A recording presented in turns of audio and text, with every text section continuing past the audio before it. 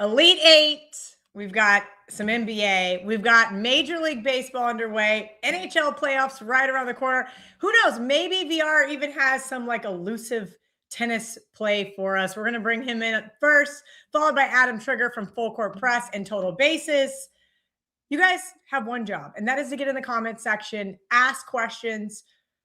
As soon as the questions die, I'm getting out of here. It is Saturday. It is 80 degrees outside, and we've got 7 hours until tip-off. VR, welcome in. It looks beautiful there in Las Vegas. I know it was beautiful when I was there last week. Shout out to you. I wish I would have listened to you on Iowa. And Nebraska was my best bet on Thursday. That was rough. Iowa State last night. I think you were on Tennessee. It's just been one of those March Madnesses that have not been great for me. But I do want to talk about this Elite Eight and kind of get some of your thoughts on a couple of these matchups. We've got 2 today and 2 tomorrow, but there will be no show tomorrow. So I want to get into those. Now, have you seen anything since those lines populated overnight on the odds logic screen come across your screen? No, I mean, nothing legit, like nothing, no significant moves to speak of, really. Like you saw a little half-point movement, like Illinois opened 6.5, goes to 7, little move like that, but no like significant move except for a total. The only move that I could say this is a syndicate position is the under in Iowa and Illinois. They're steaming that one under. That's a legit position, and it's opposite the public, which is betting both of today's games over. No surprise they're betting Arizona over. I mean, they've been betting Arizona over every game, and it's turned out well for them. But they're also betting this Iowa-Illinois over as well, and that one's getting sharp money on the under, unlike the Purdue-Arizona, where I haven't seen any sharp money on the over, but the line's being pushed up by the public money pushing it. It's like one-sided over money, and the books aren't wasting any time moving that Arizona total upwards after what we've seen with them putting up all those points. So again, no surprise there. And the same with the sides. Purdue, Arizona, not much movement. I mean, it's either 6 or 5.5. Again, you could look at it and say some sharp money was taken at +6 on Purdue, but they laid the 4 at the opener on Arizona. And it goes to show you just how tight these lines truly are. Just look at yesterday's games. I mean, Alabama was 10. They lose by 13. The Duke game was 6. They win by 5. Like, lines are really, really tight. So it's no surprise to see sharp bettors on opposite sides at different numbers. You're not really seeing opposite at the same numbers, but you are seeing a difference of opinion once the line moves. And again, you know, that's what should happen. I'm coming off a split myself real quickly. I had two games that warranted a 5%. It was Tennessee and Alabama. I thought both weren't getting enough points. So I made Alabama the 5. I made Tennessee a 4 and then threw a 1% money line on Tennessee. So it turned out well, ended up splitting. But yeah, it was a split. Today I don't have really nothing strong yet in these games. I have a lean. I like tomorrow's games a lot more. Real quickly, we'll look at those since you asked about them. As far as the Duke game, the only thing I've seen is under when the line first opened. It opened 134.5, got steamed under. But since then, you're starting to see the over come back. And again, most of the first moves are off power ratings. And then the matchup starts getting handicapped and opinions start to change. And you kind of saw this with the Duke. It opened 5, went to 4.5, then right back to 5 as soon as, you know, a little more handicapping was done. Michigan, Tennessee, this one moved as well. Money came in as soon as it opened on the Tennessee side. Again, they looked good coming off of their W. But once it dropped, right back with Michigan. And that's why they're sitting at 7.5. So you're getting favorite money in that game tomorrow. I expect that the public to be on Michigan. I think they'll tease Michigan. They'll money line parlay Michigan. I think they're going to be on Connecticut. They don't believe in Duke. So I do think if you like Duke, you'll probably be able to get 4.5. So it should get back to 4.5 there. If you like Connecticut, you probably want to grab the 5. 5.5s are out there now as well. That's for tomorrow. But again, today they're betting both overs, at least the betting public. Wise guys are on the under in Illinois and Iowa. And yeah, it's still early. Most of the money will be bet over the next couple of hours.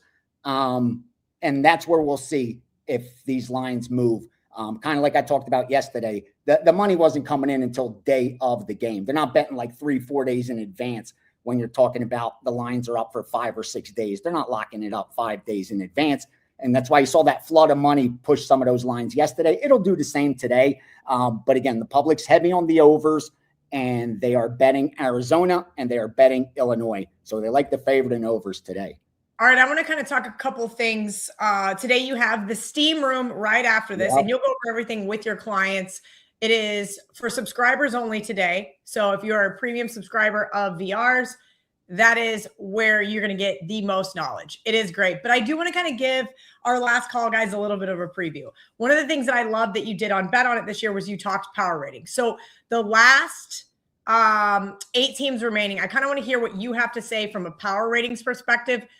Give me a preview of kind of what guys are going to learn on this team. Just give me your top 3 right now. Who are your top 3 power rated teams? Duke is still number 1. Nothing has changed, Kel. Nothing has changed for Duke as far as the number 1 team. Again, their strength of schedule is the only negative, but their 30-2 record offsets that. Again, you can only play who's in front of you, and that's what Duke did. Behind them is Arizona, no doubt. They are the one team I'm afraid of.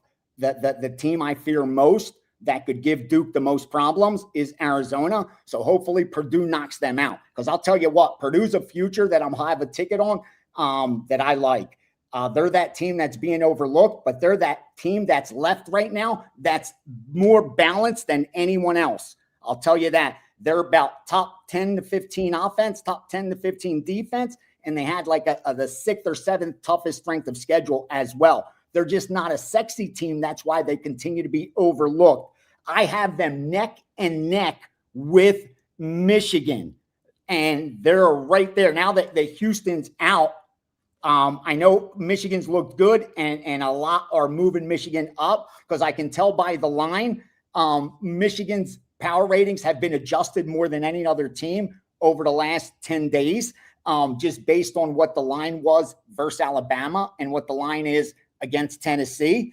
Is it warranted? I'm not too sure. Like I said, I put Purdue right there neck and neck with them, followed by Illinois. I was going to test Illinois because most don't think Iowa's legit, but I'll tell you what, I had Iowa as the 24th best team in the country coming into this tournament. So even though the AP didn't have them ranked, I did have them in my top 24, top 25. So it's going to be a tough game against Illinois. If Illinois beats Iowa, then they're 5. They're dangerous after that. But I have it Duke, Arizona. I'm going to have to give Purdue. I know people are going to tell me I'm crazy, but I'm going to have to give Purdue the nod right now over Michigan, put them neck and neck, Michigan, and then I'll put Illinois behind that. So those are the 5 right there.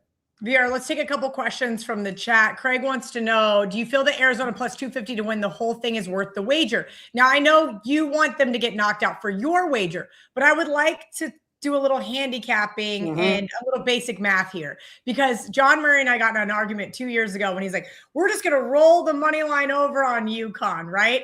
We win the whole thing last year. It would not have worked with me with Florida either. There was more money to have bet the future bet. So plus 250. So Arizona has to beat Tennessee. Then they would have to beat Michigan, or essentially the winner of the Michigan-Tennessee game. They play the winner of Michigan-Tennessee. Right? And then, so that's my point. By the time you roll it over, even though there'll be a small favorite, probably Michigan, right? -1, -1.5. Maybe, yeah, exactly. Right there, right there. That's kind of what I'm thinking. But you roll those 2 money lines over. Again, I don't have a parlay calculator in front of me, but it's going to be right around that plus 250 mark. They would be an underdog to Duke in the national championship game, albeit a small one. It makes more sense from a handicapping perspective, correct, from a mathematical perspective as well, to roll those 3 money lines over. Because they're not that high. Yeah. Where Arizona sits right now, you're better off rolling it over, betting them today on the money line, hoping that they play Michigan, because that's where you'll get a better price, because against Tennessee, they'll be, heavily favored. And then again, there'll be a slight underdog if it's Duke, if it's, Connecticut or someone else, they'll be a favorite, but they won't be a huge favorite. And again, unless it's like Connecticut gets in there, they won't be a big favorite, because even against Tennessee right now, a true line, I only make Arizona about a 3-point favorite over Tennessee, 3.5 max. So I would definitely do it that way. And I think it's a decent bet. Again, I keep it real. When the tournament started, I thought there was value on Duke at the price, and I thought there was value on Purdue at the price. But over the last 2 weeks, I definitely think that Arizona is the most dangerous team to my futures. And at plus 250, I would roll that over. I don't think it's a bad bet. I like them as a future. I don't like the plus 250 now because of what I have. But if you don't have anything, that's the way to do it. I would just roll Arizona over. Yeah, I've got some splash contests that are still alive, and I'm projecting it to be Duke, Arizona in the final so that I have a team left over. We'll see how that works out for me there. VR, you have anything else you want to share with us before we get you out of here? Real quick. It's going to go off at 9 a.m., 12 Eastern. I have a play over at Sports Memo. I said I'm only putting gold over there, Kel, and I think I'm 7-0-1 my last 8. I think I'm like 10-0-1 the last 11 bets. I'm trying to win my 7th in a row today. It's a UFL. It goes off at the top of the hour. I saw it in multiple accounts. Makes sense to me. The line's still available. I said, I got to go try to make it 7 in a row. I'm going to put that over at Sports Memo instead of at Wager Talk. So subscribers already got it, but that's available at Sports Memo, only $7. Again, that goes off at 12 Eastern. My Elite 8 package will be up within the next 60 minutes. Once I confirm that side and total that I'm looking at, tomorrow I should have a 5% as well in college basketball in the Elite 8 for Sunday. UFC card is up. Multiple 4% are in there. More plays will be added, and the Steam Room is at 1 p.m. Eastern. Join us, and let's do some damage. Good luck today, Kel. Good luck to everyone. Thanks, VR. I could really use it. I kind of knew that Iowa State result before it even happened last night after seeing that you were on Tennessee. Shout out to you. Shout out to everybody that gets to join you in the Steam Room today. Thanks for hanging out with us. Oh, by the way, VR has a new X. I retweeted it. It's Gianni the Greek _. You guys can see it right there on the screen. So make sure you guys head over there to give him a follow. He puts out a ton of great information on X as well. Thank you, VR. We're going to bring in one of the guys from Full Court Press. I found out this morning that Rob Vino was like still on vacation or something, which I did not know.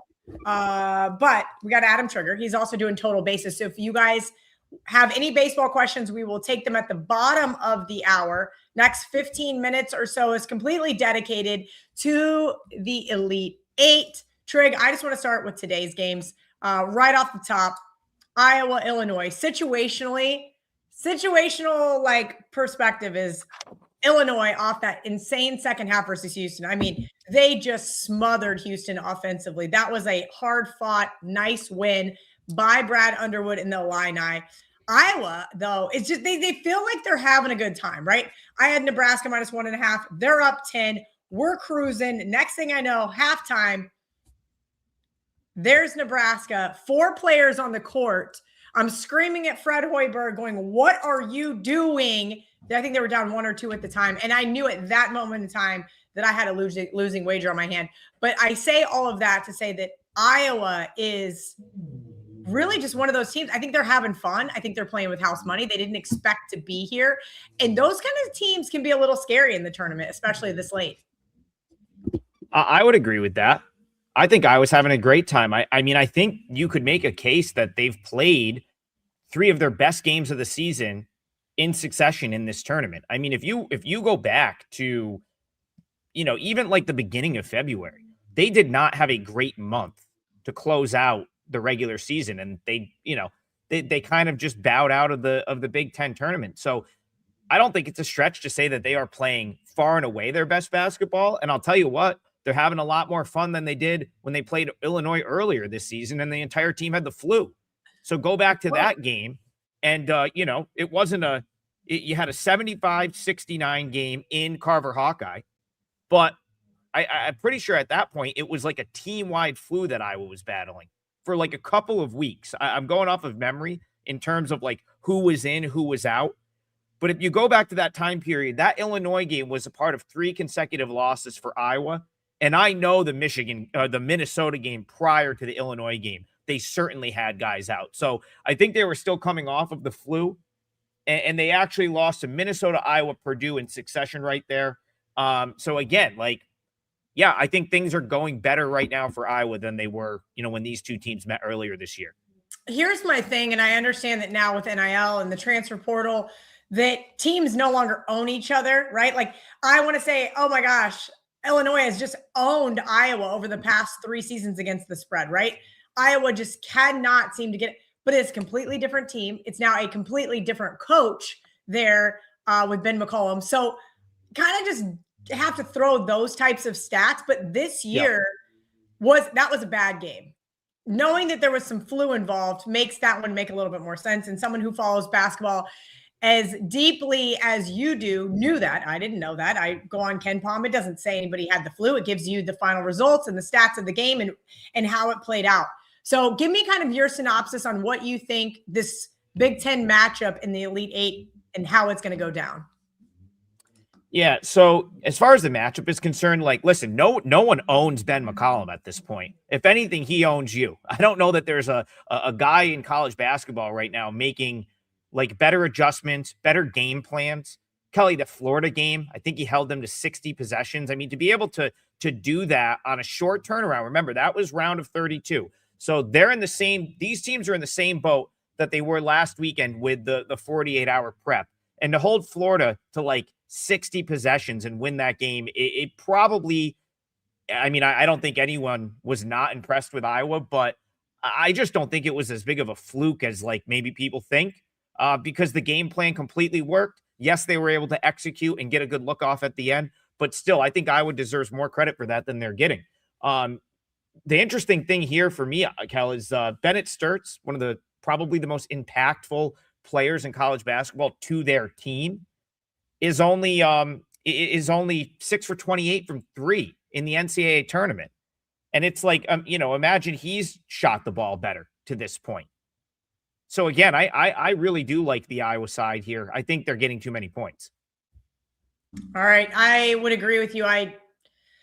You don't want my opinion on college basketball right now. It's been rough. I did Mad Dog Sports Radio this morning, and I just the guy on before me was like, oh, I love the Blue Bloods. I'm a Texas alum. And I'm like, oh, of course the elite want the elite to keep leading. And I don't. I want these Iowa type teams. They are the Cinderella this year. I want the have-nots for a really long time to finally be some haves. And I said, if you want Blue Bloods, just go watch the women's tournament.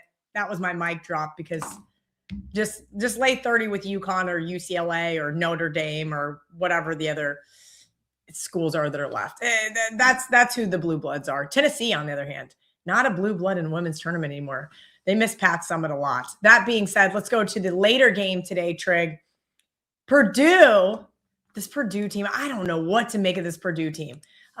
They were really gritty, really, really gritty there. Now they face Arizona, 5.5-point underdogs here. I keep waiting for Matt Painter in March. I know that sounds very lazy, and it's not meant to be a lazy take, but I say that because that's what we've seen recently. But the fact is, that's all we've seen from Arizona for forever. Since the last time Arizona won a national championship, they've been an early exit team here in the tournament. But I think that this is an Arizona team that has a real shot here to win the national championship. Oh, without a doubt. I mean, this is, I know Gianni was talking about power rankings and stuff. If you were to power rate the teams, I mean, you've got to like Arizona to be in there, at the end. But the thing is, Kelly, and what I've really sort of noticed, and started to lean into over the course of this tournament, we just talked about Iowa, Florida. You can look at, there's just a UConn last night's a great example, is like matchups, I think, matter a lot more than the power rating right now. Now, now you look at that Michigan-Alabama game from yesterday. I didn't think it was the worst matchup for Alabama, and they kind of showed why in the early going, but Michigan was able to wear them down. I think that's kind of what you're looking at potentially here, because I don't think this is a bad matchup for Purdue necessarily either. The last 2 rounds, Kelly, Purdue had to go up against teams that were far more athletic, Texas and Miami. And they were also, if we're just talking about this from a betting standpoint, they were laying 4 possessions against teams that were just more athletic than they were. And they probably should have paid for it in that game against Texas. Very fortunate to get out of that game with a win. Here, though, like Arizona I don't think they have quite the athleticism as a Texas. They're big. They're certainly going to play like, for example, they're not going to give much up on the glass. Purdue's not going to get second chance point after second chance point in this one. But from like a defensive standpoint, it's not the worst matchup for Purdue. They're just going to plant everyone in the paint. They may dare Arizona to shoot threes.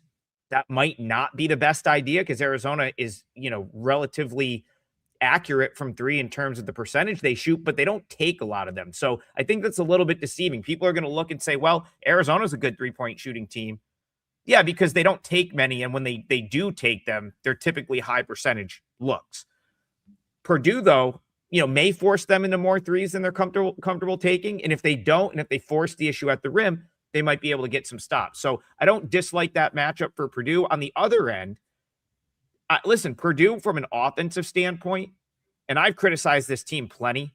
I've criticized Braden Smith for the turnovers and kind of regressing a little bit. They're still 10th nationally in field goal percentage and 12th nationally from 3. You get Fletcher Lawyer going and he bombs 4 or 5 in pretty quickly.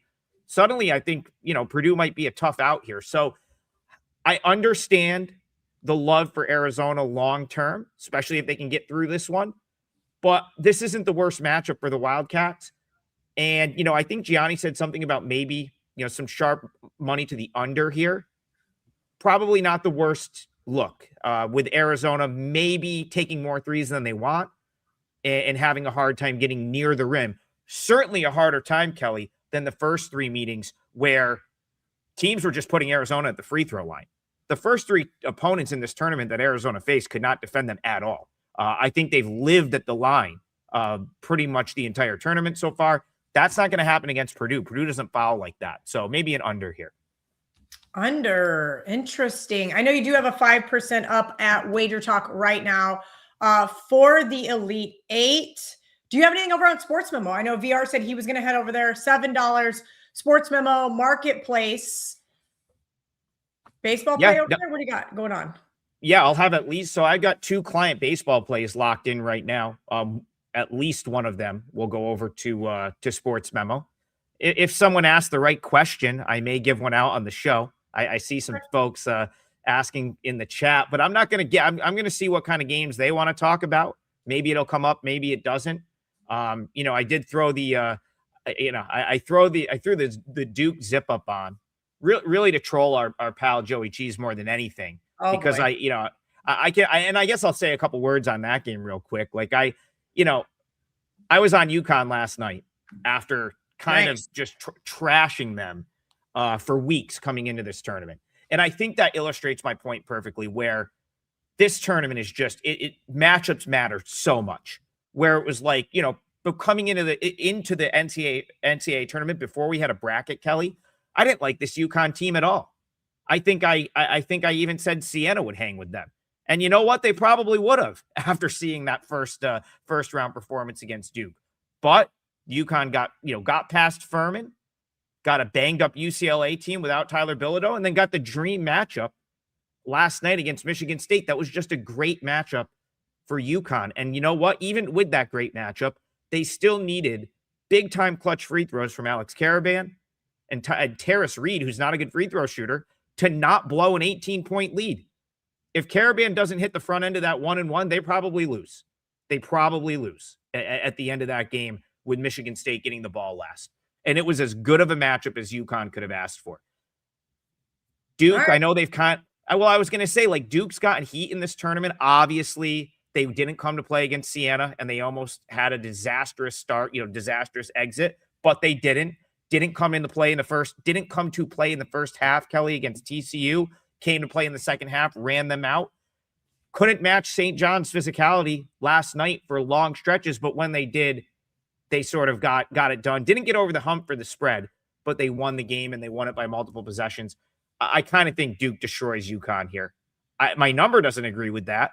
My number shows a little bit of value on UConn, but I'm going to hope that people maybe bet UConn and take those points over the next 24 hours, because I think I might punch back there if the right price I'm just going to say this. I think Duke is vulnerable. I think if we learned anything from any of these games, I've watched all 3 Duke games. It's the most Duke basketball I've watched all season long. Here's the reality. I know VR has them number 1. Ken Palm has Michigan number 1, Arizona 2, Duke 3, Illinois 4, right? Everybody's going to have their different set of power ratings. I'm going to say this much. The chat was talking about futures bets. And of course, my page expired. All right. Right now, Arizona plus 225, Michigan plus 285, Duke 3-1. Next up is Illinois plus 675. So just something to keep in mind there. Everybody else is double digits, but just something to keep in mind there. Arizona, Michigan, Duke. I mean, it's basically a 3-horse race, it looks like there. But as far as Duke goes, you mentioned that Siena game. I took Siena in our Calcutta. We just needed them to cover the spread. If they would have won outright, holy would that have been great? They did not, obviously, but man, they looked really good. And I think the way to get to Duke is to play that low-scoring game, right? They lose to North Carolina in the regular season in a game in the high 60s. They almost lose to Siena in a game in the high 60s. Last night, St. John's was a little bit of an anomaly there because the game was played in the low 80s. But if Connecticut wants to win this game, I absolutely think it's going to be played in the high 60s. Dan Hurley, we know, great ATS coach. They cannot beat themselves. They've got to stop with the turnovers, and they have to make their free throws. That is the only way they're going to beat Duke outright, in my opinion. But again, I've been getting my ass kicked, so don't mind my opinion on this one. You're not wrong, though. You're not wrong about that. I mean, Duke's, if you can make them uncomfortable, you can make Boozer uncomfortable. It's what Siena did. It's what TCU did for a half. And then St. John's is as intense physically on the defensive end as anyone, then you can beat them. But I guess my whole thing with UConn is they're going to kind of, they'll deny transition, but like Duke doesn't mind running some half court offense. And I do think if Duke can sort of get in a half court game, that they'll eventually run enough, their offense will work. That's the nice thing about Duke, and why I almost think at 3-1, against those other teams, like I kind of think if I had to pick one of those 3 teams, I'd pick Duke to win it all, just because I think over 40 minutes, their offense is going to work against just about anyone. But they do have to toughen up, Kel, because that is the thing with them. They've kind of got punched in the mouth and got away with it a couple times. I don't know if Michigan punches them in the mouth. I don't know if they get away with it. So it'll be interesting to see.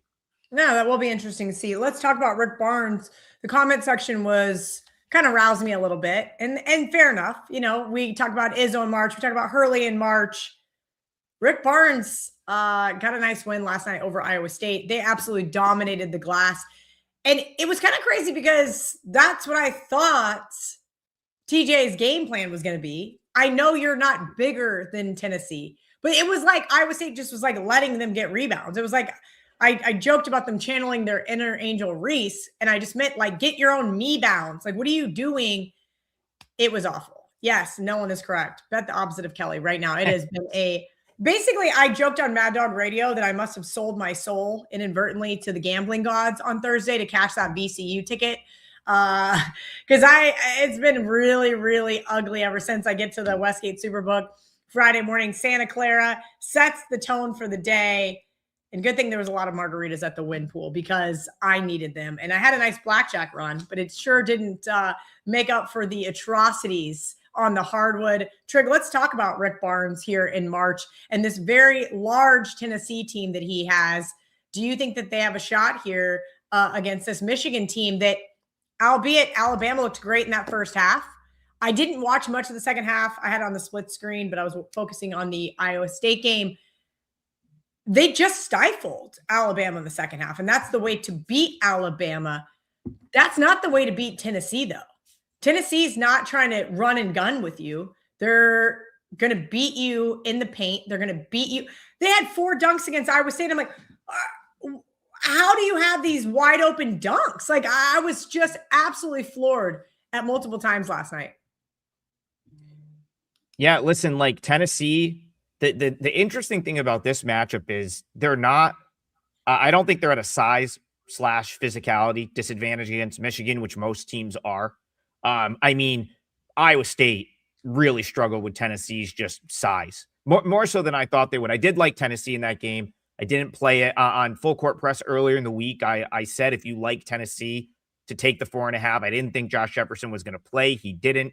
It proved to be an issue. But I will, again, this is another thing. Like Tennessee was not a team I was very high on for long stretches in the season. Was very vocal about that on my show with Rob Vino in Full Court Press. And suddenly they're here in the Elite Eight. And why is that, Kelly? Because this tournament oftentimes is more about matchups than it is about who the necessarily best team is. It's almost why I kind of think Duke and Michigan end up playing in the national championship game, because they're the most sort of matchup proof teams, in my opinion.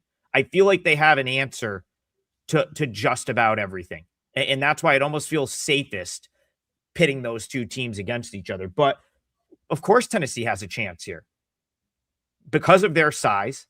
And if, obviously, I don't think you can say that they're going to get beat on the glass at this point after the generational performance that they turned in last night, rebounding the basketball.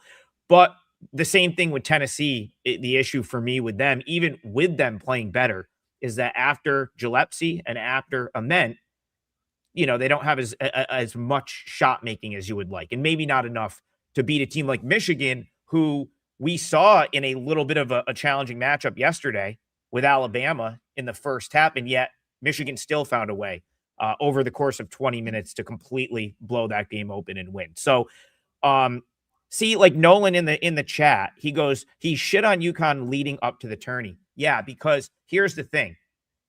I was just kind of profiling the team in general, but UConn has drawn just insanely favorable matchup after favorable matchup. So that's like what you have to, I think this is a really interesting point in terms of handicapping these games. So Kelly, I'm just going to make this point to you. Okay. I show number value on all four underdogs. All four underdogs. My number shows value on Purdue, Iowa, UConn, Tennessee. But my handicap does not line up with all four underdogs. So you almost have to ask yourself, and this is why betting the Elite Eight is challenging. You've got a number, you have the matchup, and then you have to ask yourself, do I want to, is it good enough to pay said tax right here or not? And then in all of this is factoring in kind of what he's saying. Well, yeah, you didn't like UConn. No, I didn't really like UConn as an overvalued Big East favorite or against St. John's, a team that I think they'd match up poorly with. But the way it's worked out, UConn's only had to play 3 of the teams in this tournament, and they've been decent matchups. So does that come to a head tomorrow against Duke? I kind of think it does. Do I want to lay 5.5? I don't know, because my number shows value on UConn. Welcome to trying to bet the Elite Eight. That is literally how it is. I was just getting ready to say, like VR said to start the show, there's very, very few sharp people are rushing to the window right now to get in bets because there's not a ton of value. There's an argument situationally, there's an argument mathematically, but there's a very small window of value in between those two. And I agree with you. Like, that's why I love these splash contests, Adam, because like I'm over here going, all right, I'm debating. So I get through last night. I have 2 left. I get through last night. I'm going to ask who you think I should use.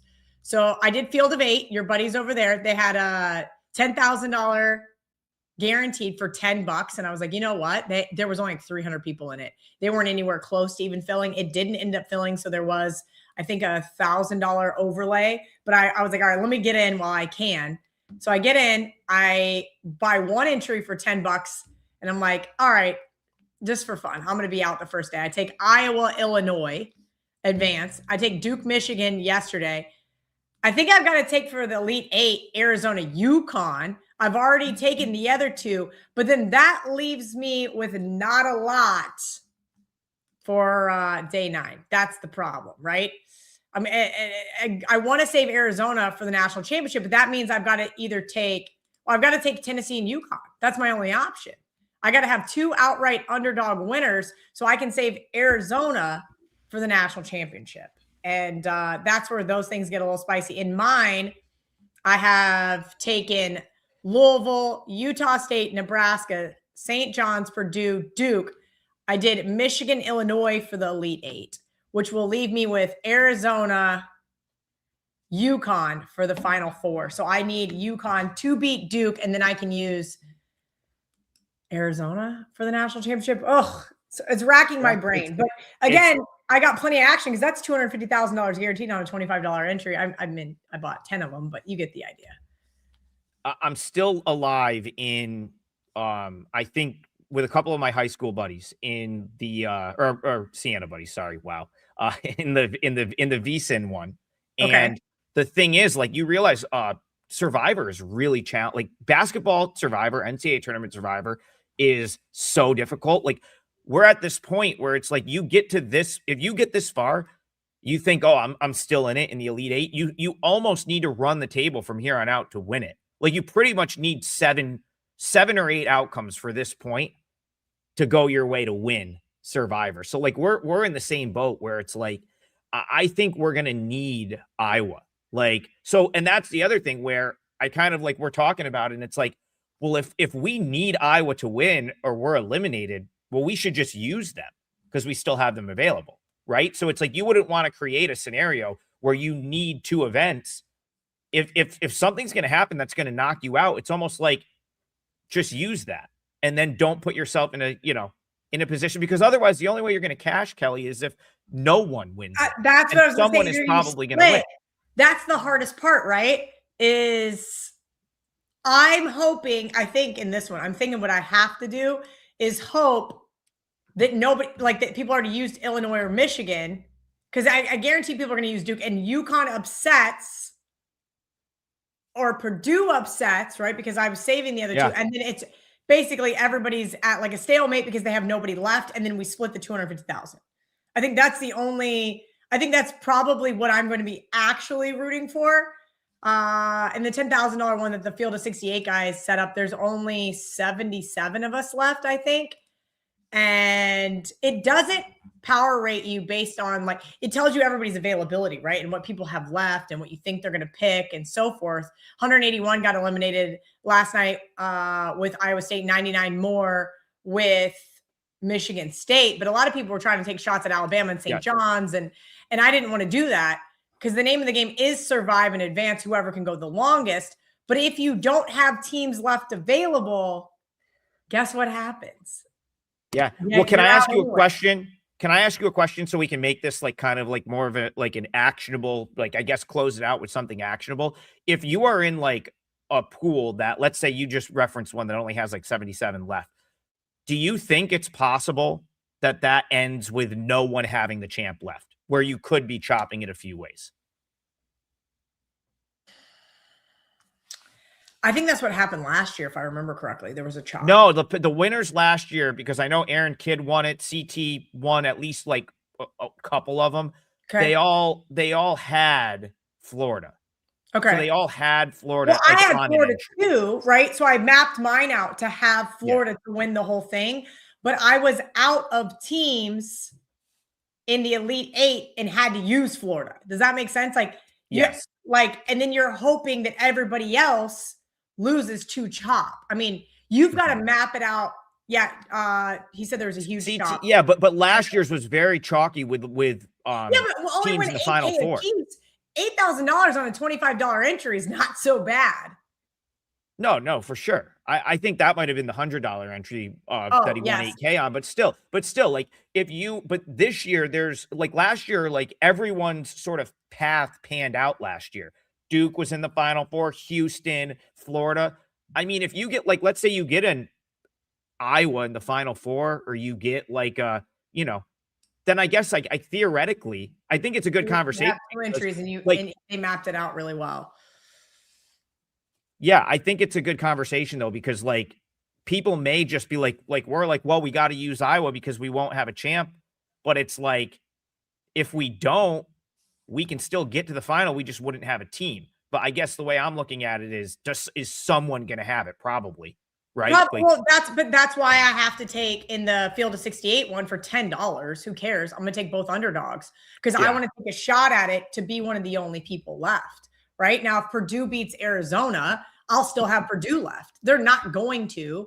in my opinion. I think Arizona is the best team, but because I've already used Duke and Michigan yesterday and Iowa and Illinois the day before, I kind of screwed myself a little bit there.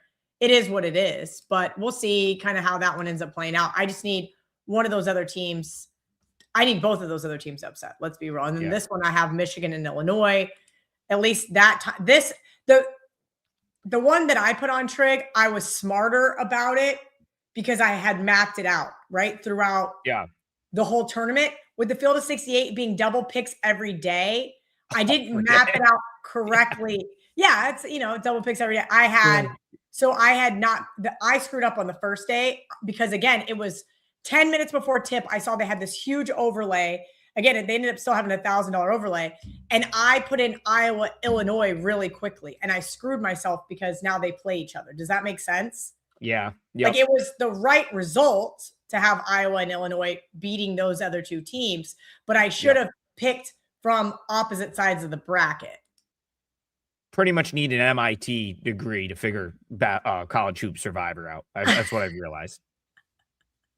Yeah. All right. Let's talk a little bit of baseball. We got 9 minutes left not even 9 minutes left. I'm going to talk a little baseball. Trig, you have 2 baseball plays up for sale today on Wager Talk. You will have one up on Sports Memo.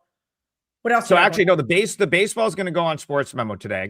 I've got a 5% college hoop play in one of the 4 games that's up on Wager Talk. I will put any baseball that I don't give out in the next 20 minutes here on Sports Memo for $7. So that's what we'll do today.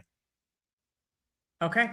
All right, guys. Any baseball questions?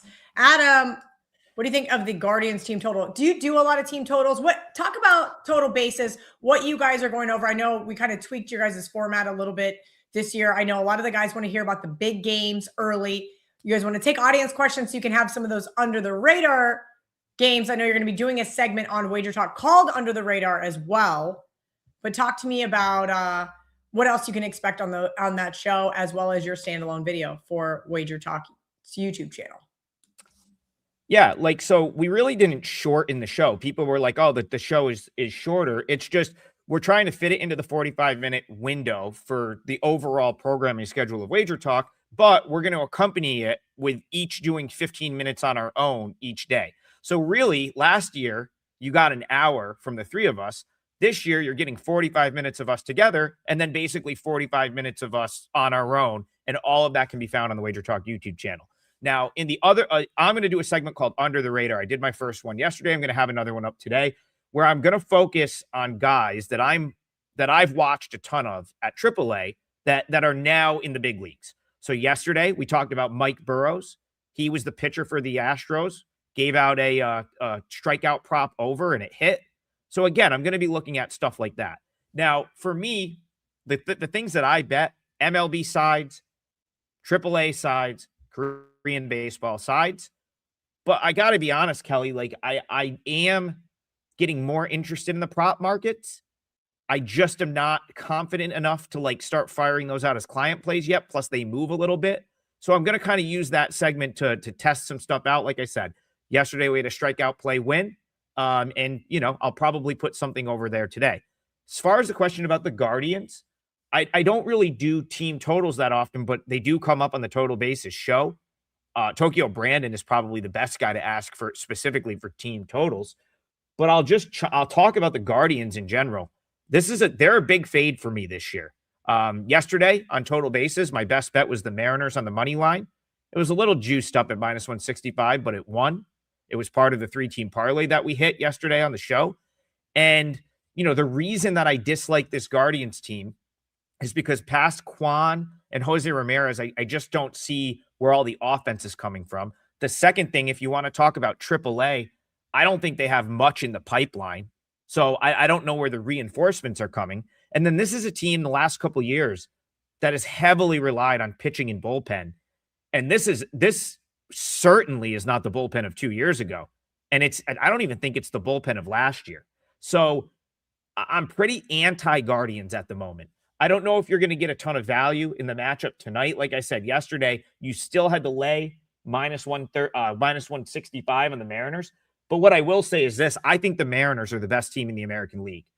So I would only be looking to back them here. So it would be Mariners or pass. And listen, Brian Wu, he's way up there in terms of quality of starting pitching, which the Mariners have a ton of. So yeah, if you wanted to go Guardians under, I couldn't really talk you off, but I think my stronger lean there would just be the Mariners to win. All right, let's talk another big game over here. And I just lost it because I didn't star it. Any thoughts on Braves Kansas City? Well, I'll say, like, again, I talk about trying to, like, figure out props and rate the players correctly. I would definitely look toward Bobby Witt anything today. He sort of seems to be like what I would consider the highest rated hitter of any player that's playing today in any matchup. So again, I'm not going to like give out something specific there, but I do like his matchup. Let's put it that way in this game. But I'll say this, the Royals, like if we're talking about these two teams in general, I'm pretty anti-Royals this year as well. I know Sean is fired up about this because he's just counting the wins in the chat for the Tigers. As I say, like, I dislike all these other AL Central teams, but the Royals, like, this is a team that's pretty hyped up this year, Kelly. And what I see is, not a great starting pitching staff, and then a bunch of guys that just played in the World Baseball Classic, which is, I don't think is the best omen coming into the season. We've already seen, like, Paul Skeens get blown up. Some of the other guys that played in the WBC, Aaron Judge had 4 strikeouts on the opening day of the season. And the Royals, like, I think their entire team was there. I don't think anyone had more players play in the WBC this year than Kansas City. So I'm not going to totally come on here and sell the Royals like the way I just did the Guardians, because there is talent there. And the guy I just talked about, Bobby Witt's as good as it gets. But early on, I'm definitely willing to fade this team. And I think the Braves, because they've been hit with the injury bug a little bit, might be a tad underrated coming into the season. So minus 145, if I could scan over to sort of like my number for this game, because I didn't play this one yet. And I don't think I probably will. Like, I think minus 145 was a little steep for me, but I really don't want the Royals. So again, I in this game, I think I will just throw out Bobby Witt. I think he has a really good game today. You want to go hits over, hits, runs, RBIs, total bases. I think something Bobby Witt correlated, especially because, listen, when you're hitting props, if you can find a road team hitter, you're getting your full complement of at-bats. I don't really like to bet hitters that are on the home team if I can avoid it, because I do think losing that at-bat in the bottom of the 9th inning, it matters, in my opinion. It could mean the difference between a 5th at-bat or not getting that 5th at-bat. So the fact that Witt's on the road and he rates out as highly as he does today, I think Bobby Witt props are a good look. All right, Bobby Witt props. It's not how I wanted to spend my last call before football season, but that is where we're going to end it. Shout out to almost 2,000 of you guys watching live. I know we don't have games tipping off for over 6 hours. How much time do we have? Can I give a client play out quick? I got one. I can close it out with. I want them to get something I actually bet. So fine. I was going to let you promote that you're going to start doing total bases on Saturday. So before you give out your client play, let everybody know what your plan is for Saturdays going forward, because this is my last one until August. Yeah. So Saturdays going forward, it's going to be a more baseball specific show. Pretty much total bases 2.0, I suppose, in this time slot. Sure, next week we'll still, maybe we'll comment on the Final Four. But, total bases is pretty much going to sit in this spot going forward on Saturday. And then, of course, you can catch myself, Tokyo Brandon, Brian Leonard on a daily basis, 9 a.m. Eastern on the Wager Talk YouTube channel. I have a 5% play in college basketball tonight. If that's what you're interested in, that's up over on my page. And, these games are hard to handicap right now, but I'm having a really good week in college hoops. So I'm kind of just like leaning into that as we hit the home stretch of the season, going for my 4th win in a row. Bayou's joking. He says, Trig's begging to give out a client play. It's only because I've got another one I've got one to spare here today. So I will have play up on Sports Memo. That's a baseball play, but I'm going to give you the one that goes first. So I played the Rays minus 104. It's a 2 p.m. Eastern game, one of the first baseball games off the board. And Kelly, I know you want to get out of here, so I'll keep it quick. The Cardinals are going to be bad this year. Now, I don't think they're quite as bad as maybe they're being made out to be by some people, but the reality is they probably have a bottom 5 team in terms of like talent, and it could get ugly for them. Now, they came out opening day. They rattled off an 8-run inning to come back and beat the Rays, win 9-7. And these two teams didn't play yesterday. So now the Rays have kind of had a 2 days to sit there, think about that. It was a pretty bad result for them, in my opinion. And you've got 2 young pitchers, Boyle, McGreevy. It's a relatively even game on paper. But the thing about the Rays, shout out to my guy Sean in the chat, props to his organization, because that organization does as good a job as anyone at making you look at a roster on paper and being like, nah, this team isn't that good. When really, like, they always find this collection of players that wins in the margins, probably as good as anyone in Major League Baseball. And so once again, I think people are a little bit down on the Rays when they maybe necessarily shouldn't be. So you come off the 9-7 loss on opening day.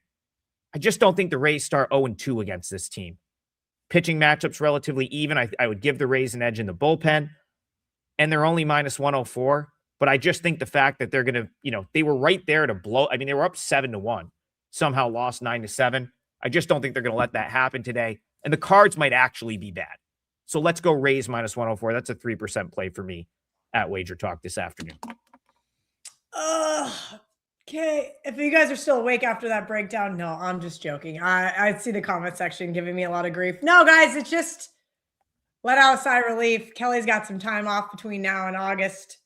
I love baseball season. Love it, love it, love it. Trig, thank you so much for hanging out solo today while Rob Vino finishes up his Vegas trip. At Adam Trigger WT on socials. Make sure you guys give him a follow. Again, Under the Radar going to be every single day, Trig promised me, on the Wager Talk YouTube channel. Total basis, 5 days a week at 10 a.m. Eastern, Saturdays, 11 a.m. Eastern. So make sure you guys tune right in here on the Wager Talk YouTube channel. If you guys haven't already, please give us a thumbs up. Give us a little like, if you will. And don't forget to hit that subscribe button so you never miss another moment of Wager Talk TV. On that note, I'm out. I'll be back in July with some NFL and college football season win totals. See you guys then.